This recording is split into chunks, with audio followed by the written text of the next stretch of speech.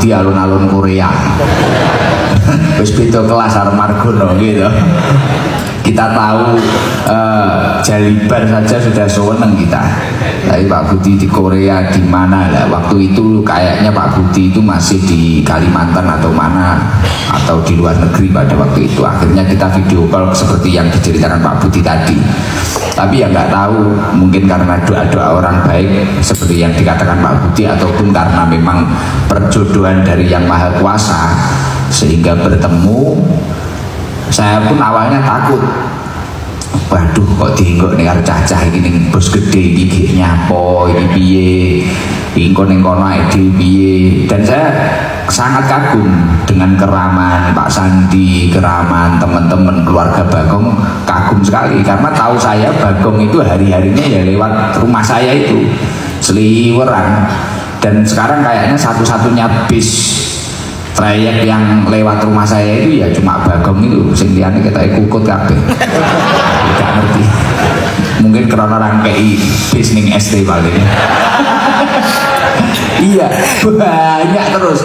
Jadi di Blitar, Tulungagung yang lewat ketika saya mudik ke rumah istri saya ke Kediri itu ya Bagong lewat terus. Terus pokoknya Bagong, entah itu kecil besar Bagong semua. Lah akhirnya saya pertama kesini ya takut, waduh kayak ini kono iki aku direspon apa ora, kayak aku ki sopo, kayak ki bos gede. Setelah itu kita mendengar, waduh sing duwe Cina pisan. Waduh Cina iki kayak kene iki Cina Jawa. Iki Cina biasane mesti putih-putih ngono iki, ganteng-ganteng bagus-bagus ayu-ayu. Lah iki Cina Jawa iki piye ya? Saya nanti direspon nggak datang ke sana. Khawatirnya saya itu plonga-plongo. Engko plonga-plongo malah cacah iku mek gur ning garasi, mek gur ndemok iblis. Saya yo isin, malu kita. Nah ternyata luar biasa. Ternyata malah sama Pak Sandi itu sudah disiapi soto apa bakso pada waktu itu, soyapi segala sesuatu. Terus ketika video call sama Pak Budi itu, Pak Budi sangat ramah. Ya Gus, ya Gus, ya Gus. Nah akhirnya dekat, akhirnya akrab, ngobrol.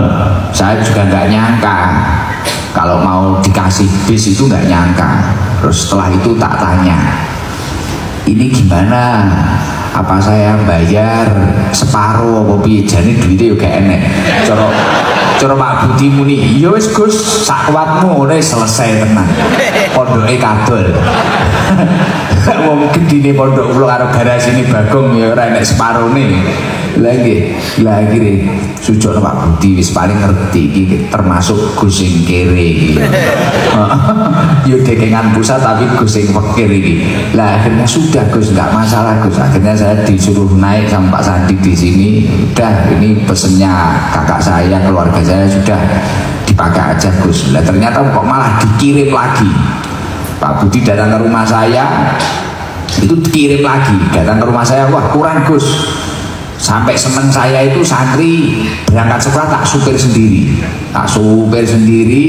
Akhirnya ya saya itu kan manusia dua alam, saya itu alam nyata dan alam maya.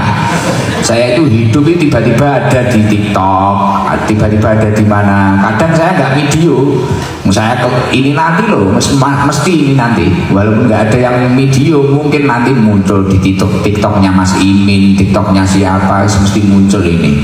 Nah ini HP-nya sudah berdiri semua ini. Kita iyo video ini rung dipijet gitu ya. Nah, akhirnya pada waktu itu Pak Budi tahu, loh Gus saya tahu di TikTok itu kok nggak muat, santrinya banyak yang berdiri. Padahal kalau di dunia pesantren santri berdiri itu biasa. Pak Budi saking baiknya hatinya Pak Budi, tak kirim lagi saja Gus, ini ada yang lebih bagus. Saya gak enak, jangan Pak Budi, satu ini aja, atau kalau dikirim lagi saya bayar aja Pak Budi. Oh jangan, ini bis saya itu 5.000 Gus, gampang.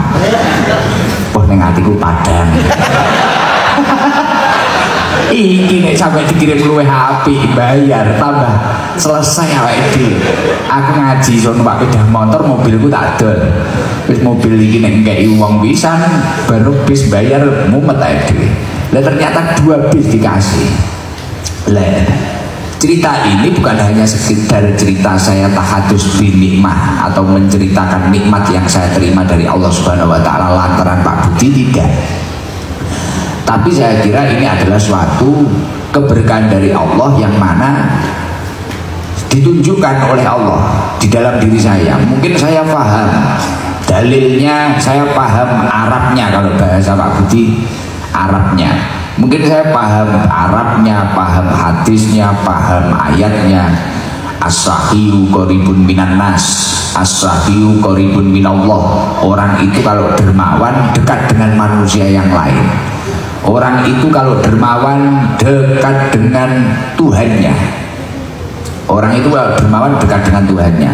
Bahkan Rasulullah juga mengatakan as-sahihu qaribun minal jannah. Orang itu kalau dermawan dekat dengan surganya Allah. Ba'idun minan nar, jauh dari api neraka. Lah, mungkin saya cuma hafal dalilnya, hafal hadisnya, tapi ternyata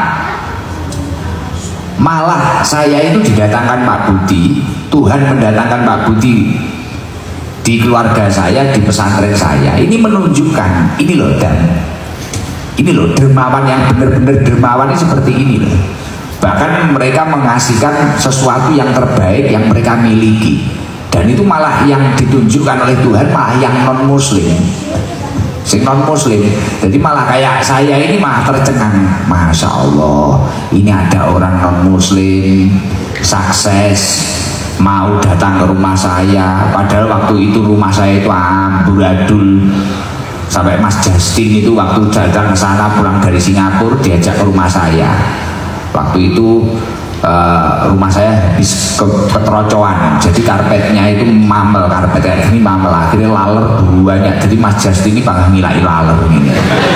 Ngomong ini, lu nggak apa-apa Mas Justin? Nggak apa-apa Gus, biasa. Padahal uripin di Singapura. Biasanya uripin di Singapura nih mahku ngilai laler. Tapi ya wis nggak apa-apa Gus, biasa kok, biasa. Pak Budi ya gitu. Jadi bagi saya hafal dalilnya apa, dermawan itu apa, tapi malah orang lain yang mampu mengajarkan. Artinya apa? Ketika panjenengan itu bekerja di sini, jangan hanya sekedar bekerja menjalankan tugas panjenengan. Ini jangan sampai seperti itu. Bekerja dimanapun itu, khususnya bekerja di Bagong, kalau saran saya, jangan hanya bekerja menjalankan tugas panjenengan kemudian mengharapkan gajian panjenengan. Jangan sampai seperti itu. Tapi gimana kamu itu juga bisa bekerja di sini dan mengambil sisi baik, gimana kok Bagong ini bisa sukses dan sebesar ini. Kiat-kiat kerjanya itu apa? Keistiqomahan religiusnya itu apa? Potensi atau kebiasaan kedisiplinannya itu apa? Itu harus kita pelajari. Oh mungkin dari ketegasannya Pak Budi, oh mungkin dari didikannya almarhum, sehingga Pak Budi dan adik-adiknya gimana kerukunannya, gimana kesolidannya, itu harus kita pelajari. Jangan sampai kita itu hanya memiliki mental-mental kita pengen jadi supir selamanya, jadi kernet selamanya, jadi apa selamanya. Jangan sampai seperti itu. Kita harus belajar. Nah, makanya saya pertama datang ke sini itu, Masya Allah, saya bisa belajar ya.